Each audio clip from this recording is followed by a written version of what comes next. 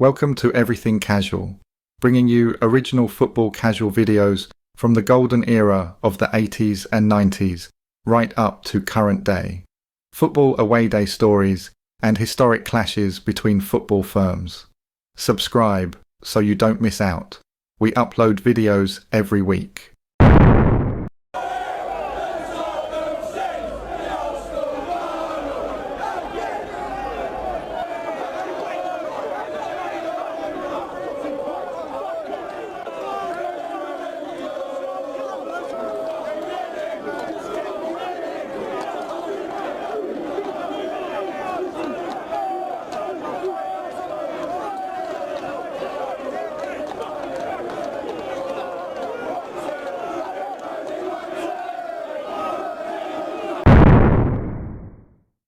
Today we are looking at the history of the Spurs firms throughout the years, the characters, the battles. We are going to try and cover everything. The Yid Army, Tottenham Massive, N17s, Tottenham Casuals and the Paxton Boys. If I have missed any firms, please let me know in the comment section. Anyway, let's jump straight in. Now, the term Yid Army is one that's caused plenty of debates over the years. It comes from Tottenham's Jewish heritage, and while many fans wear the label with pride, it's also a term that has raised eyebrows. But no matter how you feel about the name, one thing's for sure.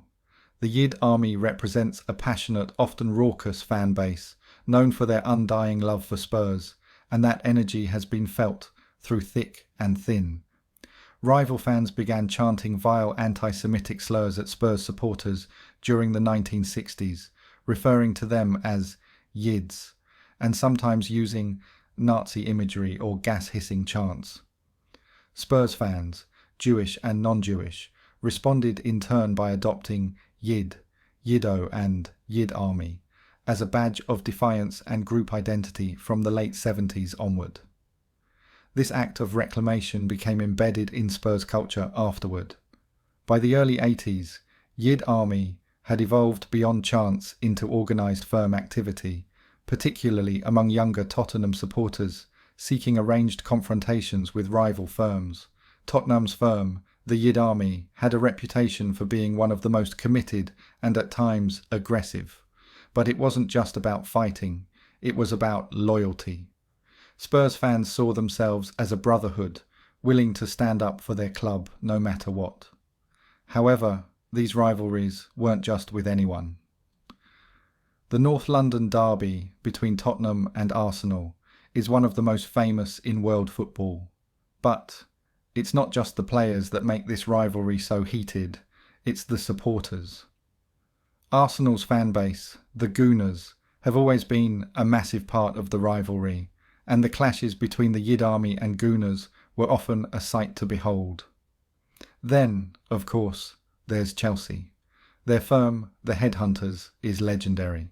Chelsea and Tottenham have had some proper scrap-ups over the years, with both sides having a reputation for standing their ground. Spurs fans were often involved in these standoffs, sometimes getting a bit more involved than they'd care to admit. But at the heart of it all was pride for their club. The Yid Army's legacy may be wrapped in controversy, but it's also a testament to the strength of Tottenham Hotspur's fan base. From the days of rivalry-fueled chaos to today's more community-driven fan culture, Spurs fans continue to show the world what it means to be truly loyal.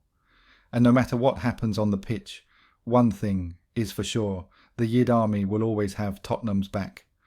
When we talk about the history of Spurs football hooligan firms and major players, we have to talk about Trevor Tanner. Tanner has released 2 books that give great insight, stories and real accounts into life being a key player within the Spurs mob and some of their key battles. The books are absolute quality, and I will leave a link in the description if you wish to buy them. I own both, and I have to say they are amongst the best that I have read, especially the first one called Tottenham Massive. In the book, Trevor Tanner opens by explaining how the Tottenham Massive, TM, was not just a spontaneous mob, but a tightly knit firm, born from a mix of social hardship, loyalty to Tottenham Hotspur, and a need for protection and respect on the terraces. He stresses that the TM's formation was a response to the violent rivalries, especially against Chelsea and West Ham firms, that marked football culture in the 70s and 80s. Tanner positions himself as the central figure in moulding the firm, emphasising strong leadership that combined fearlessness with strategic thinking. Leadership was about more than fighting. It was about maintaining order, loyalty, and reputation. The first chapter covers the early days when the firm grew from small groups of friends to a more organised gang with clear leadership structures. Tanner describes how the TM's reputation was forged in brutal clashes, notably with the Chelsea Headhunters. He reflects on the personal cost of this life, including frequent arrests and the strain it put on his family life. He also talks about the importance of discipline and respect within the group, which helped the firm stay united despite police pressure and internal conflicts. Honestly, it's a must-read book, not only for Spurs fans but for anyone interested in the football casual scene.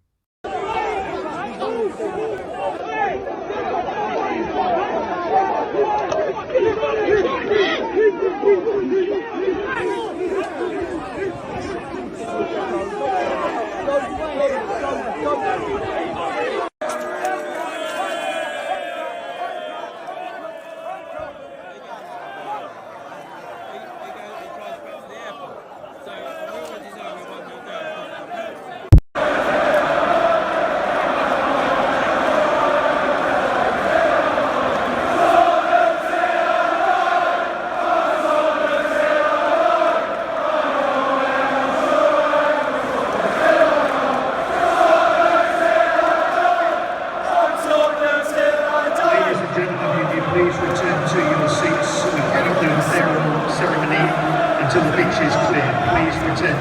The Tottenham Massive didn't emerge overnight. In the 1970s, the terraces of White Hart Lane were filled with working-class youth, united by their love for Spurs and a fierce sense of identity. The hooliganism of the era was raw, a mix of spontaneous street fights and territorial battles, but by the early 1980s, this chaos began to coalesce into a more organised force. Let's take a look at his second book called Massive Attack, released by Tanner in the year 2010. The following are all the words of Trevor Tanner. The old Bill hadn't realised that I had crept back on the scene, which was good, as I could keep a low profile for the Pompey game. I even got a black cab from Victoria to throw them off the centre bit. But it won't take long for them to realise. And the fun begins. The landscape over Spurs had changed a bit since I was last over there, with the usual musical chairs of visiting different boozers. What the old Bill don't realise is that they can shut down as many boozers as they want. But at the end of the day, whether they like it or not, there is one of the biggest football clubs in the country, stuck slap bang in the middle of Tottenham, and the lads are going to drink somewhere, regardless. When they shut boozers, they just pass the grief on to some other poor guy. I know a lot of landlords that have given up and moved on because they couldn't take the shit that the old Bill were giving them because of us. One of them, Seamus, was a good friend of mine, and his family had owned the corner pin for years. What people don't realise is that these places rely on match days for their living, because during the week when there aren't many matches on, the boozers are just full of assorted nutters. And the area itself is a shithole. Put it this way, you wouldn't want to be walking around there at night without knowing anyone. At the moment, the place of choice is the Billy Nick, the Bill Nicholson to give it its full name. And when you compare it to the other boozers, it's not hard to see why. The fella that runs it is a nice geezer and has made a real effort. DJs Brandon Block and Alex P playing there on big occasions. And having sorts behind the bar doesn't do any harm either. As you can imagine, on match days it's rammed, considering the last boozer we drank in was a Wetherspoon's house, which was effing horrible. So, there isn't much competition. There are loads of little boozers dotted around, tucked in behind the high road, such as the Vic and the Beehive. All are handy for ambushing any unsuspecting little firm that fancy their chances. It's really just a constant battle between the landlords, the old Bill, and us. The old Bill have even given out booklets of photos of so-called known faces, telling the landlords not to serve us and to call the cops instead. It's not enforceable, just the old Bill getting themselves at it. It's outrageous and a breach of civil liberties when the governor of one boozer, which I won't name, obviously, showed me my mugshot. I was fuming. As I said, things have changed a lot over the years. What were the youngsters? Or the youth are not kids anymore. Some of them are now bigger than me. I will go into more detail about the youth later. But everyone around the country, especially West Ham, know how game they are. The landscape has changed. And, as it has done so, they have evolved, mind you. West Ham are getting a bit naughty and keep turning up with all their old monsters, because their so-called youth are not up to the task. There are a few new faces on the scene, which is natural, some good, some bad. And unfortunately, there are a few muppets still around who you would have hoped had effed off altogether. One such little scumbag came up to me at the Pompey game. He's a busy little mug, and I wanted to rip his head off, since I'm sure he's a little grass. The worst part is that he comes across from South London. Every firm has them, unfortunately. But on the whole, they are a great bunch of lads. I admit that banning orders have hit our firm hard. There is no doubt about that. Also, a very good friend of mine and ex-partner in crime is now doing a 2.5-year stretch at Her Majesty's, along with another good pal, John. It was a naughty scene, which I won't go into detail about, but they were attacked by a little firm in a horrible estate in southeast London, while having a benefit night Martin's disabled daughter. Unfortunately, they picked on the wrong firm, and it ended with one of the attackers dying at the scene, which is tragic, but it wasn't anyone's direct fault, so they were on attempted murder charges, which was reduced to violent disorder. I'm sure that they will agree with me that 2.5 years is not a bad result, even though they didn't deserve anything at all. The fella that died was spraying CS gas around a boozer with a very ill child inside, which eventually cost him his life. It was all over the media, and it was portrayed as a gang-related off between Spurs and Charlton fans. But the boozer was right in the middle of the estate where Martin and his family live, and they were entitled to be in there, especially as it was a benefit night for his little one. Obviously, the local little firm took offence to the boys being in there, and it ultimately cost a man his life. So out of respect to the fella's family, I will leave it there.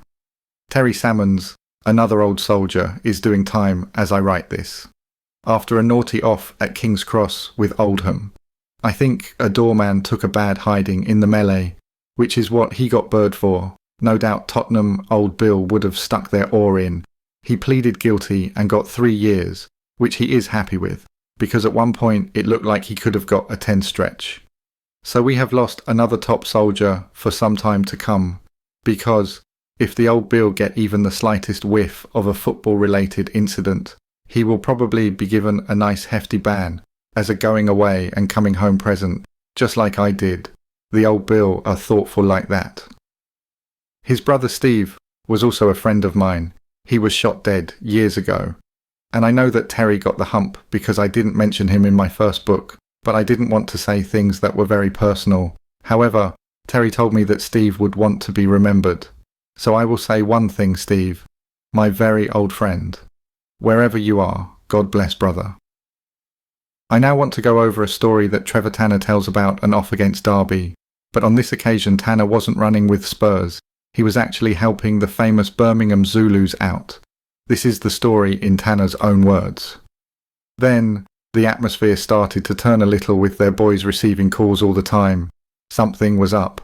It turned out Stoke City were in town and were giving it the big one over the phone. I was getting the odd glance which was really starting to wind me up. They were the sort of looks that said, "What are you going to do? Are you with us or not?" Well, fuck 'em. I'm Spurs, and I was just having a drink with a pal as far as I was concerned, and I had nothing whatsoever to prove to them, or to anyone. I wasn't going to get nicked for Birmingham City. Can you imagine the fallout from that? My pal told me not to get wound up, And fair play to them if they wanted to chase Stoke all over the West End. I knew he was right. But, me being me, I eventually bit. I shouted to them that if they really wanted it with Stoke, then I would show them exactly where they would be. Which I did. I went with my mate, and sure enough, the boozer was packed with bods. All Burberry scarves and hats. No doubt it was a northern firm. Cheap jeans and snide Burberry. They stuck out like a sore thumb, which was quite appropriate as it would turn out. I turned to my pal and to one of their top boys and said, "That's your firm." My pal told me to go and to give the Zulus credit. Within a few minutes they were all in the boozer. I watched outside at first with excitement. Then I saw smiles and handshakes, so my expression turned to amazement. F. This. I walked in and pushed my way to the front. "It's all right, T. They are Derby, not Stoke." "Are they?" "I'm Spurs," I said to the Derby fella. Bang! It's off. Fists, bottles and glasses are flying everywhere. The Brummies backed me to the hilt. Me and one of their top boys were last out of the door, the fighting back to back. As I was edging towards the entrance, to my horror, I saw to the right that my pal was slumped up the wall holding his hand which was full of claret. His thumb was literally hanging off. I grabbed a tea towel and wrapped it. He told me to go, which I didn't want to, but I knew I had to, unless I wanted to get nicked. In any case, I knew he needed professional help, which is what he got. I was very lucky. As I went out of one door, the old Bill were coming in through another, and I was gone. I hadn't done anything, of course. I just didn't want to take the chance of hanging around and finding out. I went to one of my favourite watering holes down by the river to go over what had been a crazy day with my pal. My mate pulled through after having minor surgery to his hand, and although he was questioned for 48 hours by the plod, he was eventually released as they couldn't hold him for any longer. So, respect to him, and respect to the Zulus. Cheers, boys. The 80s weren't just louder, they were darker. We learned to fight smarter, hit harder, and vanish before the cops arrived. The 1980s saw a shift in how we operated. Gone were the days of spontaneous scraps. The massive grew more organised, more tactical. We learned to move in coordinated groups, striking fast and disappearing into the crowd before the police could react. The terraces became less about just supporting Spurs and more about asserting dominance. Football hooliganism was no longer just a nuisance. It was a statement of power, pride, and identity. The terraces were no longer just a place to watch football, they were battlefields, and the Massive was an army. Our earliest fights were messy, chaotic, but they sent a message. The Tottenham Massive wasn't to be underestimated. We didn't just show up to watch football, we showed up to defend our patch. After those early clashes, word spread fast. Tottenham Massive was building a name, and it was a name other firms learned to respect or fear.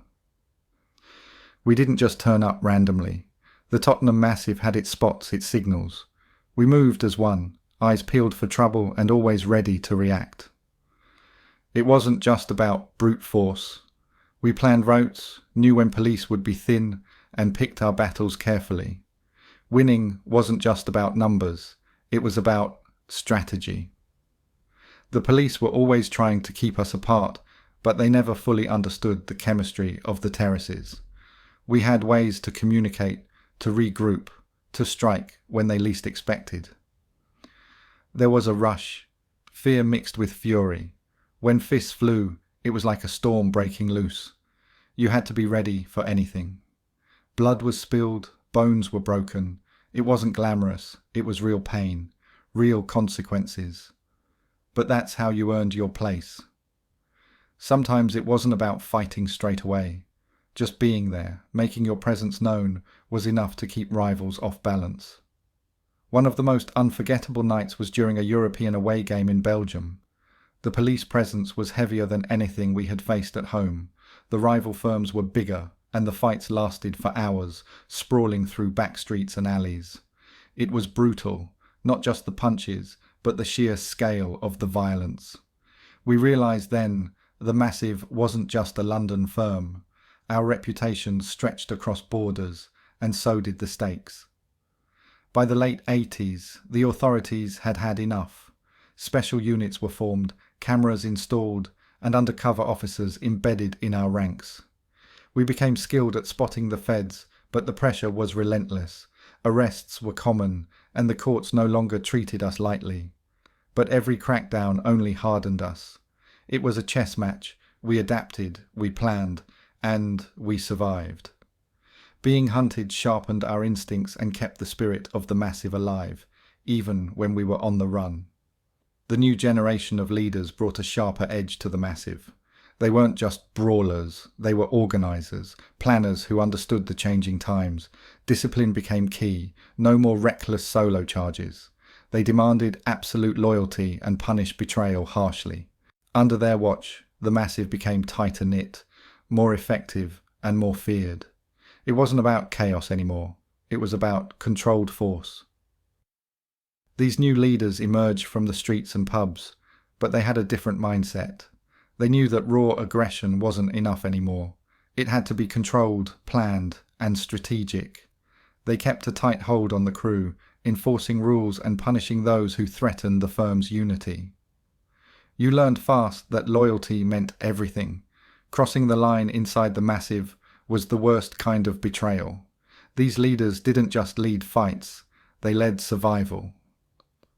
It wasn't always enemies on the outside. Within the massive, tensions brewed, personalities clashed, egos collided, and not everyone agreed on how the firm should be run. Some wanted to escalate violence, others pushed for more control and discipline. These internal battles were dangerous, sometimes more so than the fights with rival firms. But through it all, the core values of loyalty and brotherhood held us together, until they didn't. Banning orders were designed to break us. They stopped key members from entering grounds, isolating them from the action. But we found ways around it. We organised meetups outside stadiums, coordinated travel plans, and kept the massive's presence felt, even when key players were sidelined. The orders disrupted us, but they didn't silence the roar of Tottenham's true fans. In some ways, it made us more defiant. The massive's reputation wasn't confined to London streets. European trips brought new challenges, hostile foreign police, unfamiliar terrain, and fan groups just as fierce as ours. One infamous clash in Belgium saw us battling for hours in cramped backstreets, where the fight became as much about endurance as aggression. These battles elevated the massive standing, proving we could hold our own far beyond home turf. The violence was raw, chaotic, but it forged bonds among the crew that no domestic fight ever could. Europe was a whole different beast. We went from territorial street fights in London to brawling in foreign cities where police were often brutal and fans even less forgiving. There was the match in Belgium, where the massive clashed with rival hooligans for hours in the back streets, a test of endurance and willpower. Those fights weren't just about Spurs or football, they were about proving our toughness on a global stage. The massive was known far beyond England's borders after nights like that. Looking back, it's easy to see the mistakes, the violence and the chaos. But there's more to the story. The friendships forged in fire, the pride in standing together, and the identity that came with belonging to the massive. This wasn't mindless violence, it was a way of life, flawed but deeply human. I'm proud of what we stood for, even if I don't glorify everything we did. The Tottenham Massive was more than a firm was a family. Without a code, we'd have fallen apart. It was our glue, our promise to each other. Respect wasn't given lightly. You earned it by standing firm when it mattered. The massive was family. If you crossed that line, you were out. We weren't just hooligans. We were a brotherhood with a story to tell. The old ways of the massive are fading, but their spirit lives on. New generations of Spurs fans may not march the streets with fists raised, but the pride remains. Social media, new forms of fan culture, and a changed football environment mean the battles have moved, but the sense of belonging and identity hasn't. The legacy of the massive is a double-edged sword, one of loyalty and violence, pride and regret, passed down like a family heirloom. Our legacy isn't just about violence, it's about loyalty, identity and belonging. Even today, Tottenham Massive holds a place in football's rougher history that can't be ignored. I don't want to romanticise the violence or the chaos, but I can't deny what it meant to me and so many others. Being part of the Massive was about family, a brotherhood forged in the heat of battle and the thrill of loyalty. It gave us purpose, a sense of belonging in a world that often felt hostile. Looking back, I'm proud of the camaraderie, even as I'm painfully aware of the cost. The Massive was flawed, violent, and raw, but it was also real. It shaped who I am. In the book, Tanner opens up about the personal toll his lifestyle took, strained family relationships, custody battles, and the emotional weight of constant police trouble. He presents a human side behind the tough exterior, revealing vulnerability and regret. This is a side of football hooliganism, casual culture, that normal fans don't ever see or hear about. This is just a tiny fraction of what he said about his home life. Hooliganism wasn't just a Saturday job, it swallowed my life and the lives of those around me. My family paid the price for my choices, and sometimes the hardest battles weren't on the streets, but at home. There were nights I wondered if it was all worth it, but loyalty kept me tied to the Massive. Times changed, and so did the game. The terraces quieted, but the memories didn't fade. Police crackdowns and new laws made it harder to operate, but the spirit lived on in those who'd been there. Looking back, it was a wild chapter, sometimes proud, sometimes painful. The Massive wasn't perfect. It was violent, flawed, and sometimes tragic, but it was also real. It gave many a sense of belonging and brotherhood they couldn't find elsewhere. The loyalty, the fights, the chaos shaped who we were, for better and worse. Looking back, I carry both pride and remorse. The Massive was a family, fierce, flawed, and unforgettable. Trevor Tanner represented Tottenham Massive. There is a new wave of Spurs lads now, such as Dante Hawkins, Danny Scriven, Carly Hagenstader, and so on. Now, most of us involved in the casual scene know all about what happened between Trevor Tanner and Dante Hawkins, but if you don't, you can now listen to Dante tell the story in his own words. Many believe that incident was a changing of the guard for Spurs and their firm, and this new wave are just as aggressive, organised and active. But Dante brought something new to the party, a link to local street gangs. It wasn't long before these lads were making headlines, for all the wrong reasons. The following are all taken from local media and news articles. They hunt in packs, fueled by cocaine, hooked on violence and occasionally wielding chains. Some are as old as 65. They use mobile phones and the internet to arrange showdowns with rival firms at agreed locations away from prying CCTV cameras and police surveillance. This is the profile of the 21st century football hooligan, a breed of fan who, although decreasing in numbers and visibility, is recognised by the football authorities and police as never having gone away. Less than a fortnight ago, Danny Scriven, a 26-year-old postman, and 21-year-old Kaylee Hagenstead, two members of the Tottenham firm the Yid Army, were jailed for 15 months and given 6-year banning orders, keeping them away from football matches for being part of a 20-strong mob that smashed up the George, a pub in Holloway used by Arsenal's firm, The Herd, after Spurs lost the North London derby last October. They armed themselves with chains, barriers, bins, sticks, bits of wood, and anything else they could get their hands on, and it was classic mob mentality.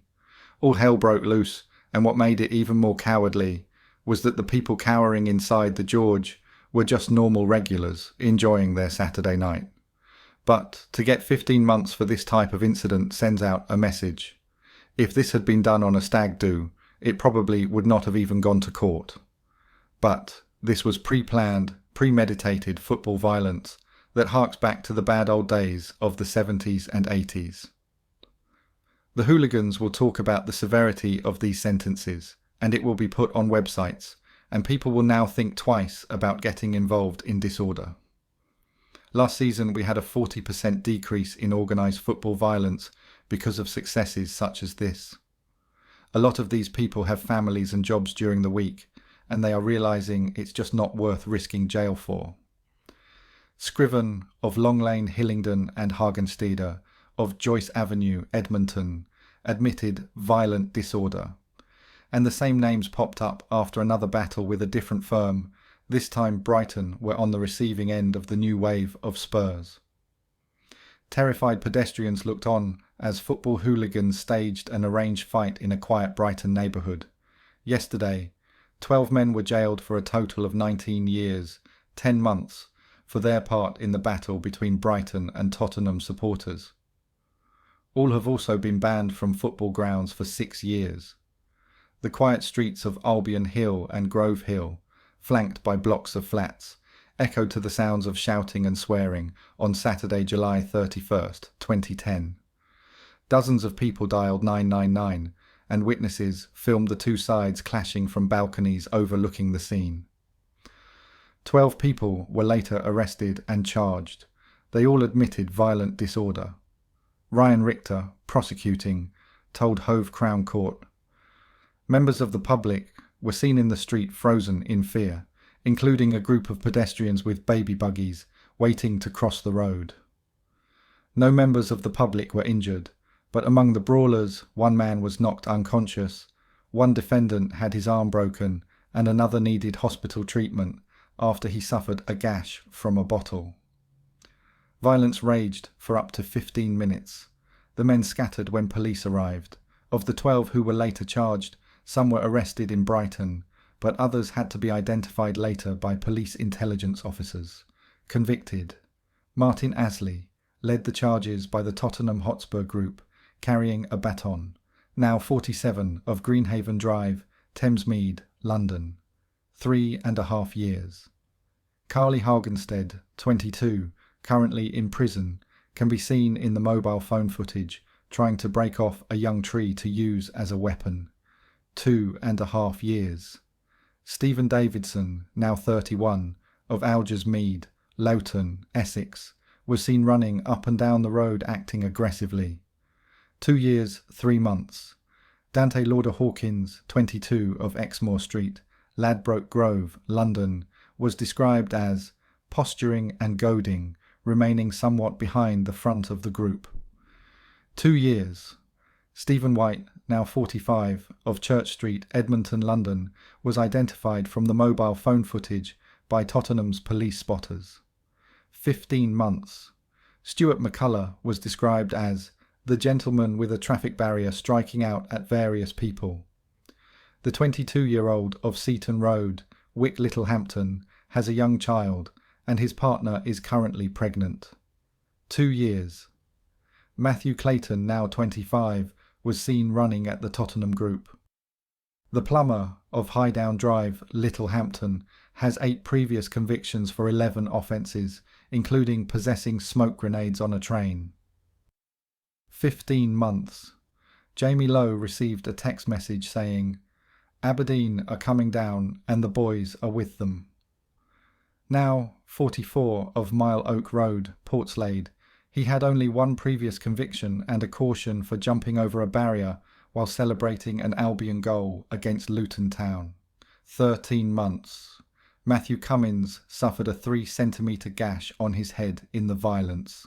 The 33-year-old of Wantley Hill Estate, Henfield, was seen confronting Asley and Davidson. 12 months. David Prowse, now 34, of Sumpting Road, Lancing, confronted Asley in the exchanges. 12 months. Harvey Siney, now 19, of Marjorie Road, Hove, swapped punches with Asley and Davidson. 12 months. Benjamin Goodwin described the fight as pretty messy in a text message afterwards. The 22-year-old of Fourdown Drive, Portslade, is an account manager at an energy company and was previously of good character. 12 months. Aberdeen match. Albion's match that day did not even involve Tottenham Hotspur. Brighton and Hove Albion were playing Aberdeen in a pre-season friendly. The Scottish side's fans had arranged for Tottenham Hotspur followers to come to the city in their stead. The club's supporters have a reciprocal agreement under which Aberdeen is supported if it plays in southern England, out of range of its own fan base. When the sides clashed in Albion Hill and Grove Hill, at about 4 p.m. Sussex police received 27 999 calls. Several of the Tottenham Hotspur thugs were already subject to football banning orders. Some had been involved in major hooliganism cases involving Chelsea, Charlton, Arsenal and West Ham fans. Yesterday, Judge Rennie gave each of the defendants a 6-year football banning order, except Dante Hawkins and Haringey, who were slapped with similar orders last year. Chief Superintendent Graham Bartlett said, "I hope the sentences will deter others who think it's acceptable to act in a similar way. Most people enjoy football and their good behaviour should not be marred by a mindless minority who harm and scare others. The Spurs hooligan battles are all over the internet. They have been covered to death and you can easily find them. I don't want to be predictable and talk about Chelsea, they're off with Brighton and so on, so I will briefly touch upon it now. And I know there have been lots more offs too. Some of Spurs' main rivals and major battles have been the following: West Ham United, ICF intercity firm, frequent clashes in London derbies during the 70s and beyond. The ICF formed in the year 1977 and set the tone across East London hooligan culture. Chelsea Headhunters, Shed Boys. Notorious since the 1970s to 80s for violent confrontations with Spurs fans. Spurs firms clashed with them repeatedly at London venues and pubs. Millwall Bushwhackers. One of the most violent London firms in early 2000s, violent street battles occurred in Bermondsey and around White Hart Lane. In 2001, roughly 30 police officers and 3 police horses were injured during clashes with Spurs fans. Arsenal, the Herd, long-standing North London rivalry. Clashes have happened frequently inside and outside stadiums, with both firms known for prior arranged fights and pub confrontations. Spurs have also had many battles in Europe. In 1984, prior to the UEFA Cup final first leg in Brussels versus Anderlecht, a Spurs fan was shot dead in a Brussels bar. In 1983, a violent mass clash in Rotterdam against Feyenoord fans led to dozens of injuries and a UEFA fine £8,000 for Spurs. Andy Nichols is one of the top ex-football hooligans in the UK. I, along with many of people involved in the casual scene, respect him a lot. And this is what he has to say about Spurs. He shares a few stories, and it sounds like he rates Spurs as one of the top firms, not only in London, but in England. The following are all Andy's own words. The first time I went to White Hart Lane was the year 1979, and there was murder. Having been done at Chelsea, the Battle of Seven Sisters was a great victory. We had poor numbers, but it was an evil little mob, and as Spurs ambushed the tube, they were beaten off by Everton, who had dismantled the fluorescent light strips and used them to cut the Yids to ribbons. The following year was the infamous Jewellers sketch at King's Cross on the last game of the season. Everton had a few hundred on the train and rampaged out of Euston all the way to King's Cross before looting a jewellery store. I was in a van and was amazed in the ground at the low turnout we had there. Soon we got word that loads had gone home with swag and loads had been nicked. All match the busies were searching lads, and anybody with so much as a gold watch on was taken away for questioning. For the real mob versus mob battles, you need look no further in your Rothmans football yearbook than seasons 83 to 86. Those were the years when we clashed every game with the Yids. They brought it to us and we took it to them. Both teams were up at the top of the league, and both mobs always had a full turnout home and away, and for those 3 seasons, you needed it. White Hart Lane had one of the longest walks from the tube station. It was 20 minutes to the ground from Seven Sisters. That was if you knew the way and had no lumber. It was never like that, and on occasions it took us nearly double that to cover the distance. In 1983 they came in the Park End stand, the first lot to do it when we had a mob in there. We had it with them, just as the game kicked off. I was at the top of the stairs when I saw a mob of unfamiliar faces gathering. They were joined by a mob of black faces, and the game was up. Everton, they were not. I waited at the entrance and shouted to the lads that they were on their way up, and as they tried to surprise us, I lashed a cup of scalding tea in the leader's face. We battered them all over the seats. They had a young black lad with them, and he was crying his eyes out as all our urchins were threatening to cut him up. We went there just after Christmas for the return, and had them following us all the way to the ground. We knew it would go off any minute, and when we reached the away end, a load of them made a line across the road to block us. One of our lot pulled out a massive blade, and it was like the parting of the sea as we marched through the gap, giving it the big one. Not a punch was thrown, even though it was like a time bomb waiting to go off. How it never erupted, I don't know, as it looked on top until the steel was flashed. I saw the young black lad from the home game, standing with his mates and giving us loads, but once he was reminded about his Kleenex antics in the Park End, he shut it and went on his way. 10 minutes before full time, we got out and went into the old stand above the away end and had it with them. I was punched by a big lad at the front of their mob and slipped on the stairs. As I went to get up, I was booted all over the place and was half expecting to get slashed at any minute. I was screaming for the lads to help, but none came, and when I eventually got to my feet after spewing up, I saw why. There was not a Yid in sight. The London busies had been the ones attacking me. I had concussion for days and was black and blue for weeks. It is still one of the worst hidings I have ever had. It could have been worse though. They could have nicked me. Later that year, we had them in the FA Cup 5th round back at our place, and they brought thousands. They even had a big mob in the Upper Bullens, which nobody had ever done, and at half-time there was a full-scale battle down in the T-bar. It was started by one of the lads, Kiddie, who had been sitting next to them all game and was covered from head to toe in their spit. We won 2-0, and it was mayhem after. The mobs from both sides were big, and it went on all the way to the station. At the time, that was the best firm of pure lads that I had seen at Everton, apart from Man United. The next time they were up was for the first game of the 84-85 season.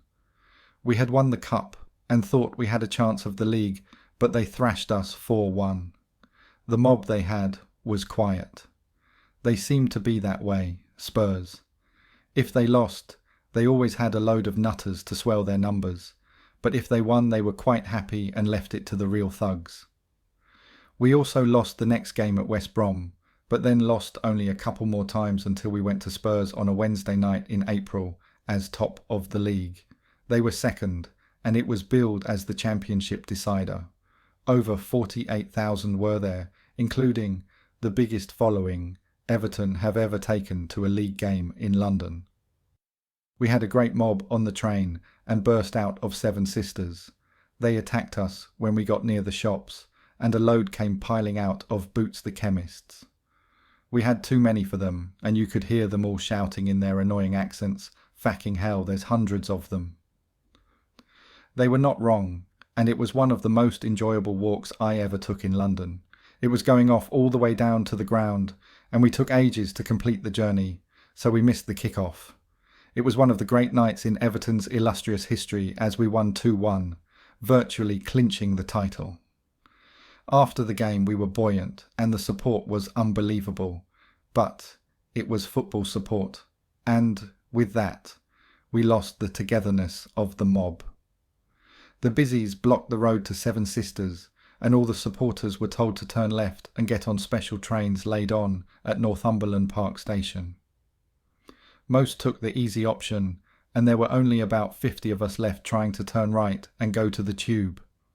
The busy in charge told us that there were hundreds of Yids waiting on Seven Sisters Road and we could go there if we wanted, but with no protection. We started to go left with the other Everton hordes when one of the young lads, called Spike, stood on a wall and, as loads melted towards the police escort, he began making chicken clucking noises. In my eyes, that saved Everton from copping out, and we earned the respect of London that night. His mockery worked, and, as the busies went left, we said, "F it," and went right and started walking, albeit very slowly, towards the hundreds of Tottenham that a flimsy line of police was trying to disperse. We got level with a boozer called the Black Bull, I think, and they were crammed in there. Spike was off again and started shouting, "Champions, champions." Spurs tried to force their way out. A huge roar came from behind us, and I thought I was about to die, a happy man. But the mob behind were Everton, and the road filled with a few hundred more who had followed our example. The easy option was well and truly sacked. If we were going to get done, we would get done together, and the chant got louder and louder. Champions, champions, champions. It was one of those times when your hairs stand up on the back of your neck, and they still do now, as I think about it. We went across the road and straight into Tottenham, who were gutted. They were mobbed up and hoping for easy pickings. Thanks to one young lad taking the piss, we were saved, and were indestructible all the way back up the Seven Sisters Road. The busies then decided we were round the twist and told us to wait for an escort. But we did not need one. We were champions elect on the pitch and champions off it, and we boarded the tube as one, with the Yids not able to get near us. It was great, and the buzz of times like that would addict the Pope to football violence. Spurs showed at Euston they always did, but got had off. The same thing happened the year later after a midweek FA Cup tie. They were one of the few mobs that always came back to Euston, and I respect them for that. If you played them, there was a chance of a fight until you were on the train and it had pulled out of the station. We had some top results against the Yids, and the 1985 championship night I will take to my grave. We did have one iffy trip there though. It was an August bank holiday Monday, and we got off at the wrong tube station looking for them. We spotted a load of moody looking blacks, and luckily, before it kicked off, realised we had somehow walked into the middle of the Notting Hill Carnival. There were hundreds of them. We never ran, but it was a quick walk back to the train. London was always a great day out and I loved it, but it is a dodgy place to go and needs to be shown respect at all times. Whether you're there for a shopping trip or for the football, it does not matter. If you drop your guard or take liberties, you will be sorry, particularly when on the hooligans' paradise called the tube system. Now we all know that there is a big connection between the Spurs lads and Aberdeen's firm the ASC. What we don't know is how this alliance was formed and how deep it runs. So, please, if anyone watching could shed some light on this, then please let us know in the comment section. I, along with many other people, are really curious about this one. Is it just a myth? I think there's a connection between Spurs and Wolves too, with the youth. Is it actually true? Let us know. Thank you for taking the time to watch this video. If you subscribe, you will be notified when we release a new video. It could be your firm we make a video about next, so don't miss out and hit the subscribe button. You can find me on Facebook or email me if you have a good story to tell. See you next time.